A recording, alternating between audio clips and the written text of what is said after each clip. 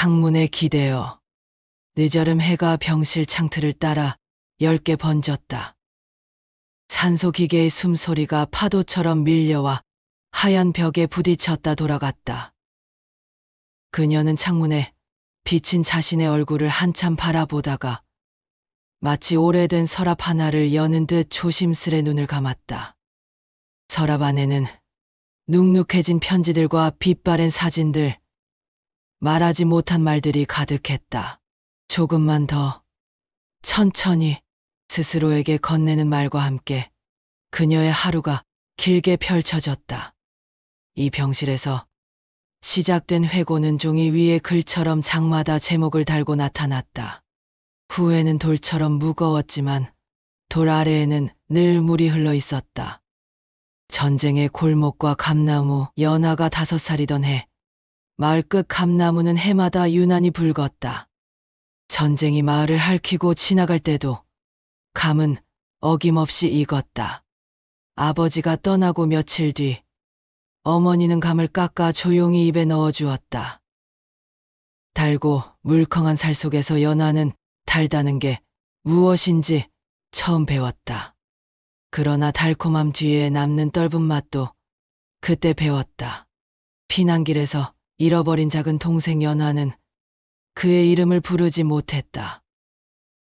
이름을 부르면 어디선가 대답할 것 같아서 대답이 없으면 그제야 진짜 잃었다는 걸 인정해야 할 것 같아서 병실의 침대 위에서 연하는 손가락으로 하늘을 더듬었다. 감나무 잎 맺히던 모양대로, 가지가 뻗은 방향대로 잃어버린 이름의 윤곽을 그려보았다. 그때 내가 잠깐 더 껴안았더라면. 후회는 늘 과거의 한 장면을 붙잡지만 현실에 팔은 힘이 없다. 간호사가 커튼을 다정하게 걷자 볕이 더 깊어졌다. 연하는 속으로 중얼거렸다. 감나무야, 내가 대신 기억해다오. 그 아이가 웃던 소리, 내 마음속에 아직 남아있단다. 시장의 길과 바느질 상자. 사춘기 무렵 연하의 손끝은 바늘보다 빨랐다. 남부시장 끝 비누 냄새 나는 골목에서 그녀는 포목점의 재봉틀을 붙잡고 앉아 새벽을 꿰맸다. 달그락달그락 발판을 밟을 때마다 미래가 조금씩 오려졌다. 그때 연하는 20살이 되면 도시로 가서 큰 옷가게를 낼 거라 믿었다. 꿈의 모양을 치수로 재던 시절엔 사람의 마음도 치수로 잴 수 있을 줄 알았다. 그러나 치수대로 재단되지 않는 게 있었으니 바로 어머니의 숨고르기였다. 지병이 악화되어 누운 어머니 곁에서 연하는 시장을 그만두었다. 바느질 상자는 집 구석으로 밀려갔다. 해마다 겨울이면 어머니의 기침 소리에 맞춰 물을 끓였다. 내 손이 참 따뜻하다.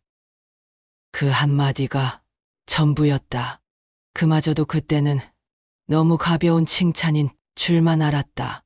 병실의 연하는 자신이 접어둔 바느질 상자를 떠올렸다. 어머니의 마지막 겨울밤, 그녀는 손을 따뜻하게 덮어드리는 대신 저녁 반찬거리를 사러 나온 시장 길을 한참 걸었다. 간장 대신 멸치를 살걸, 멸치 대신 앵두 고추장을 살걸 같은 사소한 망설임들이 결국 마지막 인사를 놓치게 했다. 돌아왔을 때 어머니의 손은 이미 식어 있었고 연하는 그 손에 이불을 덮어주며 엉엉 울었다. 바느질 상자에선 바늘이 하나 사라졌다. 그 뒤로 연하는 바늘 이름을 어머니라 불렀다. 22의 연하는 돌담 앞에서 그를 처음 만났다. 성북동 오르는 길, 연남정에서 내려오는 버스가 흙먼지를 일으키면 그는 손등으로 눈을 가리고 웃었다. 이름은 한수. 공장 사무실에서 일했지만 주머니에는 늘 시의 구절이 있었다. 비 온 뒤 말은 흙냄새를 좋아해요. 그가 말하면 연하는 그 냄새는 마음을 깨끗하게 씻어주지요. 하고 대답했다. 그러나 그날 밤 비가 오고 그 다음 날도 비가 왔다. 결혼을 앞두고 소소한 말다툼이 심술처럼 커졌다. 나는 시 말고 월급으로 사는 사람이야. 한수의 목소리는 무겁고 낮았다. 나는 당신의 시까지 사랑할 수 있을 거라 생각했어요. 연하의 목소리는 가벼웠지만 모서리가 있었다. 비는 밤새 내렸다. 연하는 비를 핑계로 사과를 밀었다. 다음 날 아침 한수가 교통사고를 당했다는 소식을 들었을 때 그녀는 주저앉아 울며 혼잣말을 했다. 한 번만 더 비가 와준다면 어젯밤으로 돌아가 사과할 텐데. 병실 창에 빗방울 무늬가 햇볕에 번졌다. 연하는 손등으로 눈을 가렸다. 한수의 버릇처럼 사과는 늦으면 편지가 되고 편지는 늦으면 돌이 된다. 그녀는 입 안에서 그 문장을 굴렸다. 돌을 삼키듯 삼켰다. 남편의 뒤통수와 고집의 겨울. 연하는 결국 다른 이와 결혼했다. 자상했고 성실한 남자였다. 둘은 한동안 잘 지냈다. 아이 둘이 태어나고 혼수로 들여온 청자 찻잔 한 벌은 매 설날마다 반짝였다. 그러나 사람의 성정은 계절처럼 바뀌었다. 겨울이 오면 남편은 말수가 줄었고 연하는 반대로 말이 많아졌다. IMF의 바람이 집안의 틈으로 스며들던 어느 겨울밤 둘은 크게 다퉜다. 가게를 정리하자는 남편과 조금만 버티자는 연하의 고집이 부딪혔다.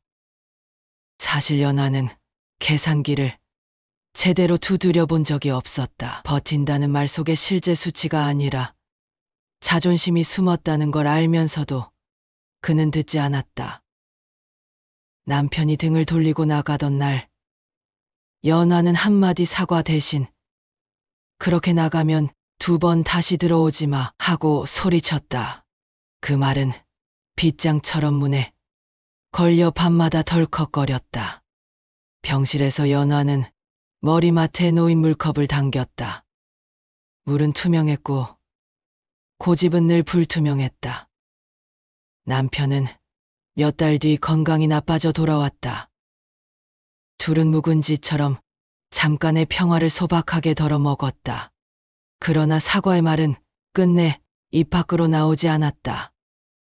남편이 세상을 떠난 다음 날 연하는 청자 찻잔을 하나 깼다. 티슈에 싸서 버리려다 다시 꺼내어 붙여보았다. 금이 간 자리로 차가 스며들었다. 딸아이가 중학생이던 해 연하는 그녀의 머리핀을 잘랐다. 교칙 위반이라고, 성적이 떨어졌다고 이유를 만들었지만 사실은 딸아이의 생기와 자기 젊은 날의 소실이 겹쳐 보였기 때문이다. 그 마음의 문장이 혀로 번역되는 사이 날카로워졌다. 딸은 울지 않았다. 고개를 들고 말했다. 엄마, 나중에 나도 엄마처럼 늙을 텐데 그때 가서 우리 둘의 오늘을 뭐라고 기억할까요?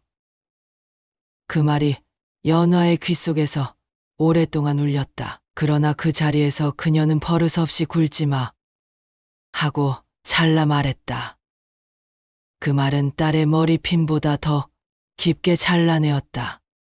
세월이 지나 딸은 도시로 떠났다. 명절에도 안부는 메시지로만 왔다. 한 번은 아이를 데려오겠다고 했지만 연하는 집이 지저분하다는 이유로 만남을 미뤘다. 실은 마음이 준비되지 않았기 때문이다. 준비라는 말은 종종 변명의 다른 이름이었다. 병실에 오늘 연하는 아무에게도 보낸 적 없는 메시지들을 가만히 떠올렸다. 머리핀을 잘라 미안했다. 내 자유를 깎은 건 내 두려움이었다. 휴대전화 없는 손으로 허공의 자판을 눌러본다. 간호사가 묻는다. 무얼 찾으세요? 연아가 대답한다. 한 번도 보내지 못한 문자요. 막내 아들의 문과 잠긴 마음. 막내 아들은 집을 나갔다. 20대 초반. 그는 음악을 하겠다며 기타를 메고 떠났다. 연아는 그를 잡지 않았다. 잡았다면 싸웠을 테고 싸우면 영영 돌아오지 않을 것 같았기 때문이다. 대신 말로 붙잡았다. 너도 결국 애 아빠가 되면 알게 돼. 그 말은 축복의 옷을 입었지만 속살은 저주에 가까웠다. 지금은 모른다는 승인 속에 널 믿지 않는다는 의심이 숨어 있었으니까. 몇 년 뒤 그는 결혼도 하지 않은 채 아기 사진을 보내왔다. 아이는 예뻤다. 그러나 연아는 축하를 늦게 건넸다. 늦은 축하는 감정의 시간을 잘못 계산한 영수증 같았다. 그래도 잘 살아볼게요. 연아도 아들도. 병실 창밖으로 새소리가 들렸다. 연아는 순간적으로 그 소리를 기타 줄 소리로 착각했다. 마음 깊은 곳에서 소리가 끊어졌다. 이어지는 느낌이 들었다. 그녀는 몰래 기도를 했다.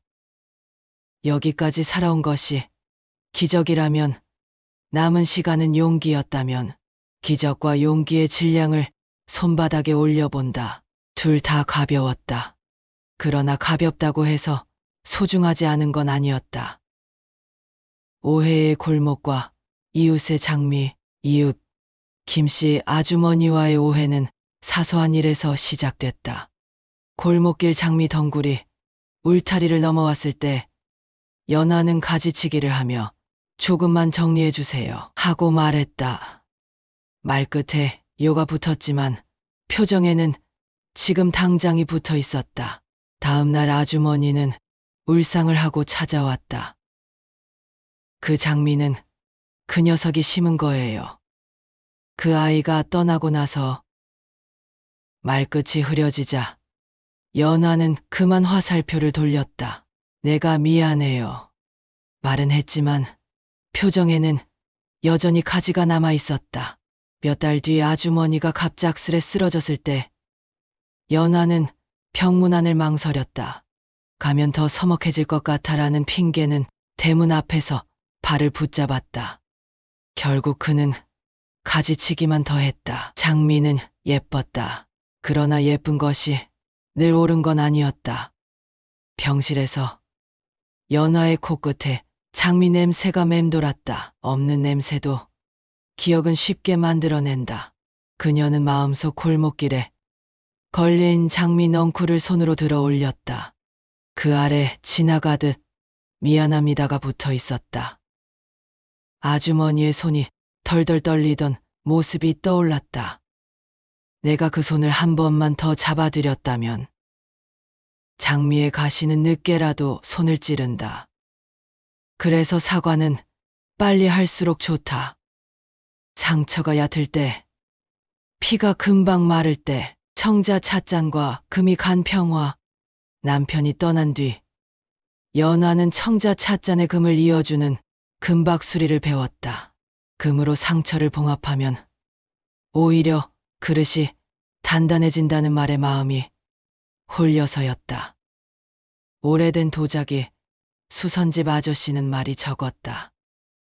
독한 본드 대신 느린 오치를 권했다. 금은 마지막입니다. 먼저 상처가 숨을 쉬게 놔두세요. 연아는 상처가 숨 쉬는 소리를 들어보려 했다. 작은 균열마다 귀를 대면 미안해와 괜찮아가 번갈아 울렸다. 그녀는 그 소리를 기다리는 동안 집의 다른 금들도 살폈다. 딸의 방 문턱, 아들의 방문, 부엌의 나무 도마, 서랍의 손잡이, 곳곳의 금이 그녀의 금보다 오래되었고 더 튼튼했다. 집은 원래 금으로 버티는 거구나. 병실의 밤, 연아는 손바닥을 올려 차가운 은빛 달을 바라보는 듯 눈을 감았다. 청자 찻잔의 금이 달빛에 반짝이는 장면이 떠올랐다. 그녀는 깨닫는다. 사과란 금으로 상처를 덮는 게 아니라 숨 쉬는 시간을 지켜주는 일. 미안해. 늘 입 밖으로 꺼내지 못했던 젊은 날의 그녀에게 지금의 그녀가 조용히 말해준다. 늦었지만 아직도 할 수 있어. 병실의 공책과 쓰지 못한 편지들. 간호사 지연은 연화의 말수가 느는 밤이면 조용히 공책을 건넸다. 쓰고 싶은 말 쓰세요. 내가 읽어도 되면 읽고 아니면 그냥 가져다 둘게요. 연화는 처음엔 웃어 넘겼다. 글씨는 젊은이가 쓰는 것이라 여겼다. 그러나 그날 밤 그녀는 공책 첫 장에 크게 썼다. 동생에게 감나무 아래서 한 번만 더 기다려줄 걸. 내 이름을 안 부른 것이 사랑이 아니었다는 걸 이제야 안다. 내 이름을 부르면 사라질까 봐 무서웠다. 무서움은 늘 사랑의 그림자였다. 어머니에게 바느질 상자맨 아래 실타래 맨 끝에 묶어둔 사과를 풀어봅니다. 당신의 기침에 맞춰 나는 물을 끓였지요. 하지만 마지막 물은 너무 늦게 끓였어요. 다음 생이 있다면 저는 물을 먼저 올려놓고 당신 손을 먼저 잡겠습니다. 한수에게 비가 오면 나는 아직 쳤습니다. 시의 한 줄처럼 사과는 늘 비 온 다음 날에 떠오르더군요. 그날 나는 비를 탓했지만 사실은 내 고집을 몰랐던 거예요. 당신의 주머니 속 문장을 예혀로 옮겨 적어봅니다. 사과는 늦으면 돌이 된다. 그래서 오늘 늦게나마 고백합니다. 미안했습니다. 남편에게 당신의 뒤통수까지 사랑한다고 그 말 한마디만 했어도 우리는 더 오래 웃었겠지요. 뒤늦게 붙인 금이 차맛을 깊게 했듯 우리의 금도 그랬다고 믿고 싶습니다. 딸에게 내 머리핀을 잘라 미안해. 너는 나보다 훨씬 아름다운 치수로 만들어진 사람이었는데 나는 재단표가 달랐던 거야. 내가 내게 남긴 그 문장 나중에 오늘을 뭐라고 기억할까요? 그 문장을 이제야 외워. 오늘을 다르게 만들 수 있도록 내가 먼저 전화할게. 아들에게 내가 보낸 아기 사진 내 방 서랍 첫째 칸에 아직 있어. 늦게 축하해서 미안하다. 늦은 축하는 늦은 사랑이 아니라 늦게야 겨우 간신히 도착한 사랑이더라. 용서해준다면 할머니가 밤말랭이 보내줄게. 연화는 편지를 덮었다. 지연이 다가와 물었다. 읽어볼까요? 연화는 고개를 저었다. 괜찮아요. 이건 내 숨 쉬는 시간이에요. 새벽 전화벨 그리고 작은 새벽 5시 병실의 복도는 파도 소리를 멈추고 잠깐 잔잔해졌다. 창밖에서 첫 기차가 지나가는 소리가 들렸다. 연화는 얇은 담요를 고쳐 덮고 베개 옆 휴대전화를 집어들었다. 지연이 알려준 속기 모드 말하면 그리 되는 늘 켰다. 떨리는 목소리로 작은 문장을 말했다. 나는 미안합니다. 화면에 글씨가 천천히 떠올랐다. 그녀는 딸의 연락처를 눌렀다. 통화음이 2번 울렸다. 이내 익숙하지만 오래된 목소리가 들렸다. 엄마? 연화는 한 호흡을 길게 쉬었다. 나야, 내 머리핀 말이야.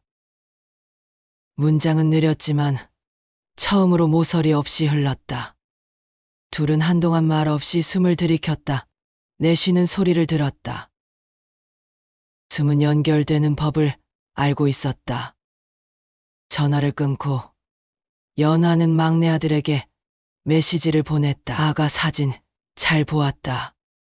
너도, 아이도 다 괜찮니? 할머니가 미안했다. 전송 버튼을 누르는 손가락이 오래된 바늘처럼 가늘게 떨렸다. 아침 햇살이 커튼 가장자리를 밝힐 때 답장이 왔다. 잘 지내요. 엄마, 아니, 엄마라고 불러도 되죠? 연하는 웃으며 장문의 답장을 썼다. 그럼, 나, 엄마다. 누구의 엄마였는지를 잊으려도 잊히지 않더라. 너를 기다린 날들이 내 안에 금을 만들었지. 지연이 들어와 이불을 정리하며 말했다. 오늘 얼굴이 참 편안하세요. 연하는 천천히 고개를 끄덕였다. 숨이 조금 덜 막히네요. 그녀는 창문 쪽으로 몸을 틀었다. 병실 바깥 병원 정원 구석에 작은 감나무가 눈에 들어왔다. 봄에는 연두빛, 여름에는 짙은 초록, 가을이면 늦도록 붉어지는 그 나무. 연하는 속으로 동생의 이름을 불렀다. 이번엔 아주 또렷하게 바람이 잎을 흔들었다. 대답 같은 바스락거림이었다. 그녀는 어머니의 손을 다시 잡는 상상을 했다. 바느질 상자에 잃어버린 바늘도, 청자 찻잔의 금도, 남편의 겨울도, 딸의 머리핀도, 이웃의 장미도 하나의 선으로 이어졌다. 미안해와 고맙다는 말은 그 선 위를 번갈아 걸었고 그 선은 마침내 병실의 침대 난간을 넘어 창밖으로 길어졌다. 사과는 늦으면 돌이 된다. 고요한 방 안에 나지막이 속삭였다. 그러니 오늘 나는 돌 위에 앉아 쉬겠다. 아프지 않은 마음으로. 햇살이 살갗에 닿았다. 그녀는 아주 오래, 아주 짧게 눈을 감았다. 잠깐의 잠이거나 긴 휴식이거나 이름 붙일 수 없는 순간을 지나 연하는 조용히 숨을 고르며 미소 지었다. 돌 아래의 물소리가 희미하게 들렸다. 그날 오후 딸이 병실 문을 열었다. 둘은 말없이 포옹했다. 머리카락 사이로 오래전 깎인 핀이 스치듯 지나갔다. 지연이 슬며시 의자 하나를 더 가져왔다. 셋이 함께 차를 마셨다. 청자 찻잔 둘, 금이 간잔 하나. 연하는 금이 간잔을 집어들었다. 엄마, 그 잔은 새요? 딸이 묻자 아니. 연하는 고개를 저었다. 이 잔은 새지 않아. 다만 숨을 쉰단다. 창밖으로 저녁 기차가 지나갔다.